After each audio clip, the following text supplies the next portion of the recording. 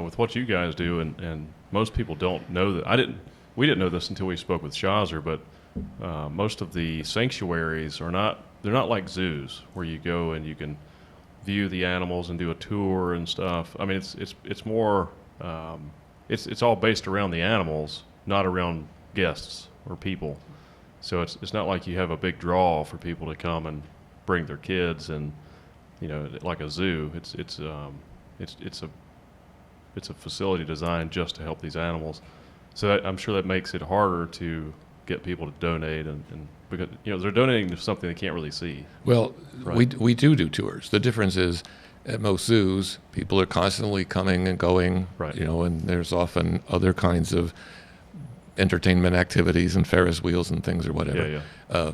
Our tours are small groups of no more than 20, and they're at specific times, and so the cats only see visitors literally a few minutes a day. Right. So it's most of the time they're not surrounded by people. Yeah. And for many of them, people coming by on a limited basis is a form of what we call enrichment. Okay. If we detect that a cat does not like seeing people, they're not on the tour path. Right. There's a private area for those. But by people being able to come see, it does help foster donations, and it also helps people understand. People come to us having no knowledge, and the phrase we hear most often as we tell them the story of these cats and explain why we need a federal bill that would stop the cub petting and stop the private ownership, the phrase we hear most often is, "I had no idea." Yeah. Well, I guess my point was, you can have small groups come through, but you can't have hundreds of people a day that actually see or what you guys thousands. do. Or thousands. Yeah. And in our case, we build the cages in such a way that if the cat doesn't want to see the public, they can go wandering way back in the back that's good. 40 of their enclosure, and nobody can see them. So you Yeah. can walk through, especially at our tours are right in the middle of the day when it's 80, 90 degrees out there. And all of the cats are in the coolest, furthest from the tour path place you can imagine to be. And you can walk through for an hour and a half and maybe see, out of the 50 cats we have, you might see 2. So it's, you're right when you're talking about a zoo that's in the business of making sure you see those animals versus a sanctuary that's like, hey, if the cat wants to see you, fine. If not, Well, that's a great marketing advertisement.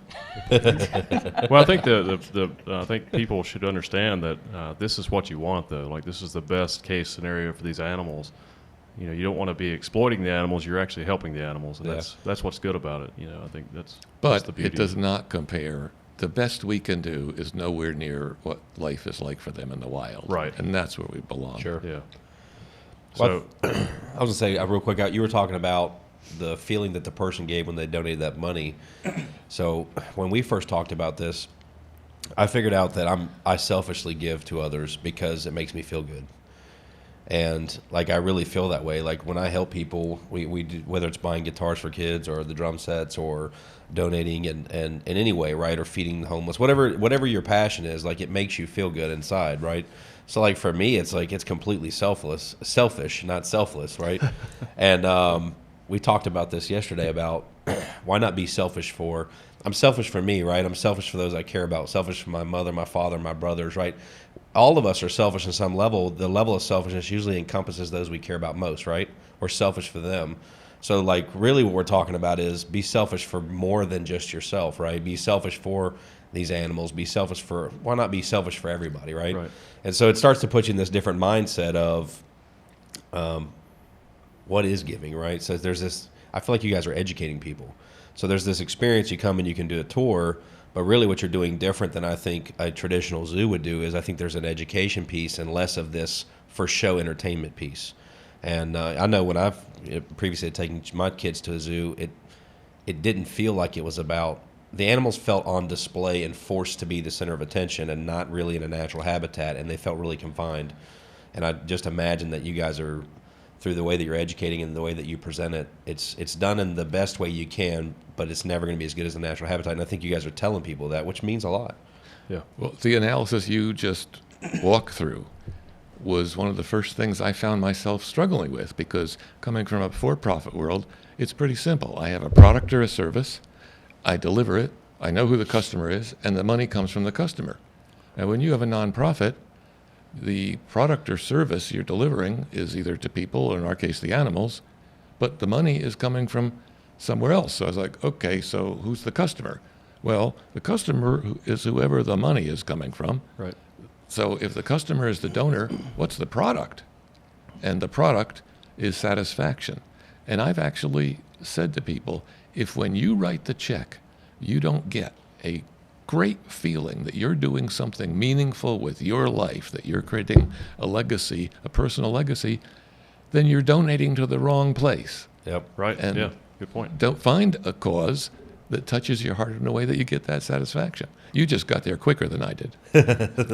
No, it took a while to get there. It's just, I've just been thinking a lot about it. There's a lot of self-discovery that's come in over the last, a little over, I'd say, a year and a half.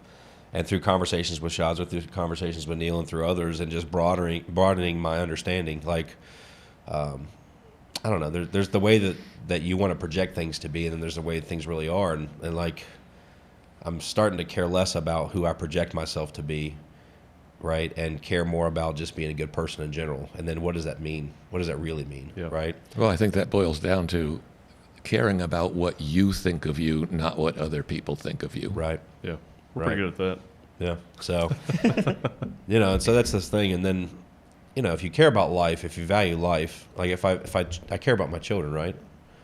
I care about my surroundings. Why is it limited to that? All I have to do is be introduced to you guys, and now I care about you. All I have to do is be introduced to these animals, right? In some introduction, I just need to know about it. You need knowledge of it, which is what you guys are doing. And then that opens up the ability for people to care and understand. And like you said, I said to Shazir, we're like, I had no clue. I didn't know I was doing something, because all I saw was the commercial side of it, right? All I saw was, this is a zoo. Zoos are designed. This is the process. These are the roadside sideshow zoos. These are the carnivals that pop up, and it just seemed normal, right? And I thought it was normal until we had a conversation. A year and a half ago, 15, 16 months ago. It's crazy how fast time flies.